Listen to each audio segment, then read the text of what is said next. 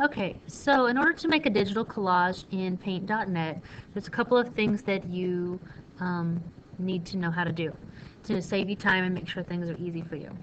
So when you open just a generic file, it'll bring you up a canvas that looks like a rectangle.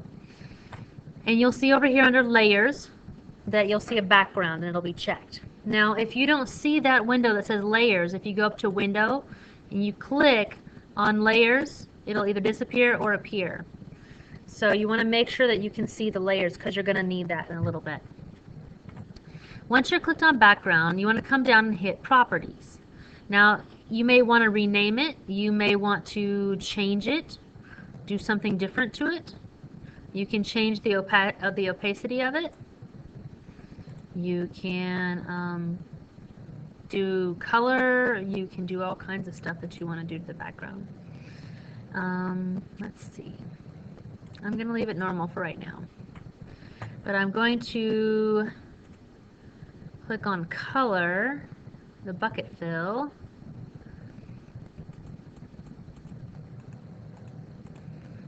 And I am going to make it black. And now I'm going to go in and I'm going to try some different things on it. You can try different effects. You can,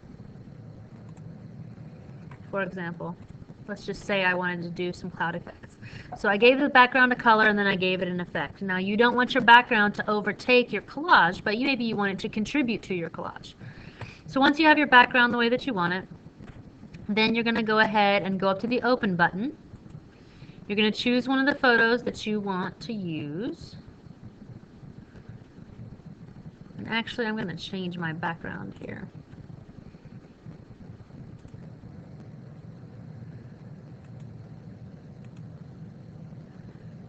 I don't want it to have the effect. I'm going to change the background. There. That'll work better for the purposes of what I'm doing. Okay. Oops. Alright, so now I'm going to go to open. I'm going to click on the photos that I want to use. Now, the photos that, in my case, I put them in the digital media class I'm working in, and then I made a folder for collage source photos. And I put all the photos that I'm going to use for my collage in that folder so that I can just go get them easily. Now remember, they have to be copyright free if you don't take them yourself. I'm hoping that you'll all take them yourselves, but if you don't, then you need to make sure that they're copyright free. Alright, so I'm going to open my photo. Now you can see up here in the corner I have my background still and I have a new photo opened. So I'm going to use pretty much one of these three tools over here. Now if your tools don't show up, you can get those to show up the same way that layers do by clicking window and making sure tools is clicked. So I'm going to use the lasso tool. If I use the first one, it will create a rectangle for me. It'll highlight a rectangle and there'll be a moving line around it that I can use.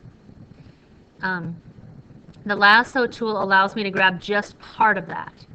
So I just pretty much want to grab the lady and a little bit of extra around her. So, and it doesn't have to be exact because in a collage, you're going to overlap pictures and things like that. So now you can see that I just took part of that picture. And so now I can go up here to my little buttons and I'm going to cut it. And then I'm going to click back over on my background. Now when I go to here, I'm going to go edit and I want to paste into a new layer. I don't want to just paste it in there because I want it to stay separate. As you create the collage, you're going to put things on top of and around each other. So you want to make sure that you can do that. So I'm pasting it into a new layer and I can still move it around on here and I can resize it. And maybe I want her down over here in the corner. When I'm ready to click off, I just click back on one of the selection tools and then off of the canvas. Now you can see that I have my background and the layer. So if I also, while I'm on this, I can click back on my layer, and I can select by clicking the selection tool. I can click on it again, and I can add an effect if I wanted to.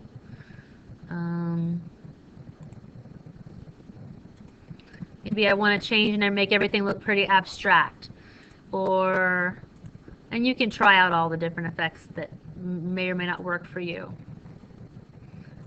For example,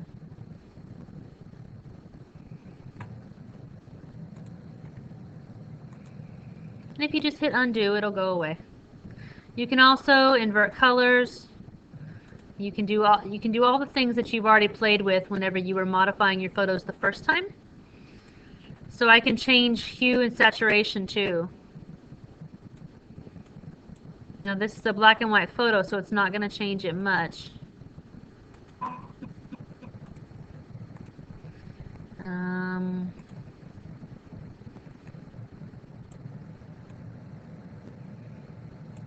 There we go. So maybe I just wanted it a little darker. So you play with it till you get what you want. Alright, so when I'm ready to add another image to my collage, I click the open button, choose the collage that I want to, the piece that I want to add next, and hit open. So now you can see that I have my collage that I'm working on, the first one, the picture that I cut out of, and now the next picture. So in this one, maybe I want to take the whole thing, or a good portion of it. So I'm going to use the rectangle select this time and hit a cut button. Come back to my picture, edit, paste into new layer.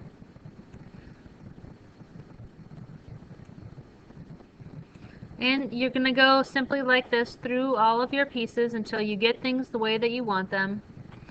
Now this layer is on top of the other one, but maybe I want her to go behind the old woman's head.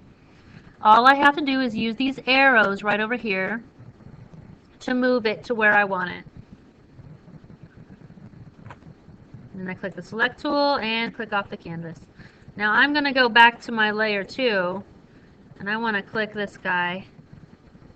I have to select the arrow, and I'm going to move her over. And if I want to adjust layer 3, anytime you want to adjust a layer, you simply just click on it.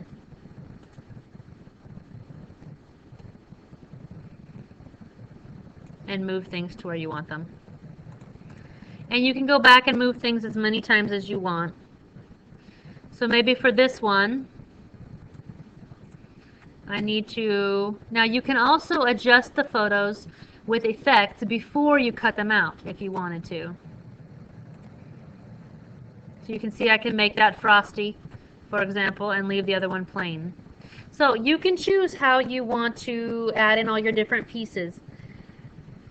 When you are ready to, you have a lot of tools over here, and you can definitely try them all out and do all kinds of different things. There are some YouTube videos that you can watch to decide how you want to save something, you know, or if you want to make adjustments or learn how to do special things. There are tutorials that you can watch. So that's how you bring in multiple layers. And anytime you want to switch those around, you can do that by simply using the arrow buttons over here. Now, merging down takes what you did have in a third layer and puts it into the background. I would not recommend doing that until you're sure you've got everything the way that you want it. In fact, I didn't do it at all with mine. So I would keep it as layer. I ended up with like 12 or 13 layers in my other one. When you're ready to save, File, Save As. As long as you are not done, you can leave it as a paint.net or .pdn file until you are, and that way you can open it back up and keep working on all the layers. When you are finished, you would click down here and you would choose JPEG. JPEG is going to be then an image file where you don't have the separate pieces anymore. It's only one file complete in and of itself. So you might consider that there will be two files, a working file, which is the .pdn, and then your JPEG file that you don't do until you're completely satisfied with your assignment. All right. So let me know if you guys have any questions. Thanks.